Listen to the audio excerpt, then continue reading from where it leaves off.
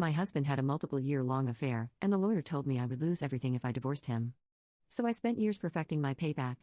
My revenge began by discovering my husband Dave's infidelity after 14 years of marriage and 3 kids. I saw a text appear on his work phone for just a few seconds that would forever change my life. It was a message that was actually graphic and had no business being on anyone's work phone. It was on the lock screen in the sender's name. I just froze. My first thoughts were, what the hell was that about? It's his work phone. That kind of message gets people fired. Then it hit me. Was Dave having an affair? It's amazing how the brain works. I suddenly started remembering a lot of things Dave had done that seemed odd, but I'd either dismissed them myself or immediately accepted his explanation. He was always walking out of the room to answer a call or return a text and claim that it would violate HIPAA. He was a nurse. If I overheard him talking about a patient, I accepted this because education has similar privacy laws regarding students. I'm a district school admin. He would sometimes come home with a faint smell of perfume on his clothes and claimed it was from helping to move female patients. Again, I accepted this at face value, but it always struck me as odd how it seemed to have the same scent of perfume. Once the proverbial barn door was open, I started seeing a lot of things that I'd missed before. Our love life in the bedroom had cooled off considerably, which wasn't helped by him having to leave the house at odd hours to fill in for other nurses that called in sick. I also recalled where I'd seen the name Paula before, and a call to the hospital confirmed she was a doctor there. For the next week or so, I was walking around in daze trying to put all of the pieces together.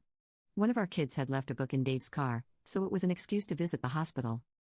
My kid went up to get Dave's car key. I talked to a nurse in the lobby and joked about how work phones seem like a blessing, but all they do is put you on call 24 hours a day. This led to her eventually telling me that the hospital was too cheap to give cell phones to nurses, so only high-level executives got them, which didn't include Dave. With pretty much everything confirmed, I took some personal time off the next day to talk to a divorce lawyer. The news she gave me was horrible. We lived in a community property state with no-fault divorce. I made more money than Dave. He'd been the primary caretaker of the kids, and we've been married for more than 10 years.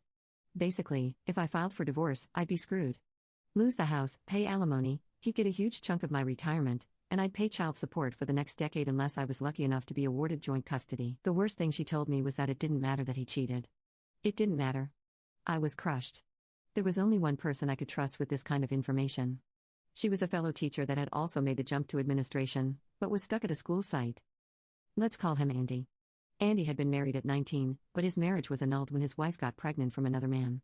Since then, he'd focused on his career, and we'd found we were kindred spirits in a lot of ways regarding K-12 education. I talked to Andy. He said something to me that changed my whole mindset. If you don't like the hand you're dealt, change the deck. I realized I had 2 problems. I made more money than Dave, and he had more time than me to be the primary caretaker of the kids. The second issue was actually kind of easy. At every district office, there are jobs that are fast tracks to higher positions, and there are jobs that administrators suffer through. One of these dead-end regulatory positions was open again. I sat down with our district superintendent and asked about being transferred to that position. At first, he was shocked, but I told him that it was my time to take one for the team and it would fill a hole in my admin experience. He agreed.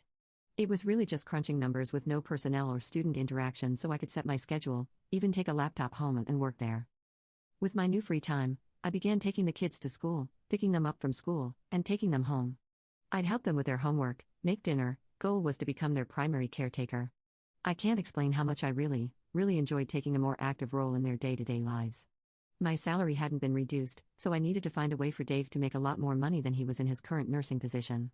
I remember Dave being mad that his supervisor told him in the future, bachelor degrees will be worthless and everyone will need at least a master's degree. Dave had worked hard to get his bachelor's, and that supervisor's comment peed all over his hard work. I talked him into starting a master's program. I told him that since I had a much more flexible work schedule, I would keep taking care of the kids. He was reluctant at first, then I said, you could have every evening free to study or go to class, whatever you want to do. I saw his eyes immediately light up, probably thinking that he could spend more time with Paula. To make sure he was actually completing his master's courses, I paid his tuition and fees directly to his university. It was going to take him between 2 to 3 years to finish. Those years were rough at times. I could tell every time he was rushing off or coming back from seeing Paula. There was an excitement or sense of satisfaction in his eyes that just wasn't there when he was doing his coursework. I had to either smile or pretend I didn't notice. My temper got short at times, and I found myself in arguments over petty nonsense. A couple of times I almost blew the whole charade, having to bite my tongue and apologize rather than scream insults at him that he deserved, and remained my confidant through all of this. I'd recommended him for my previous fast-track position, and he joined me at the district office. Andy was qualified, hardworking, ambitious, and only needed his foot in the door to impress the higher-ups. I even got a few pats on the back for recommending him after he impressed everyone. Andy and I started our own affair. It wasn't some hot-blooded passionate romance, but two friends giving each other what they need.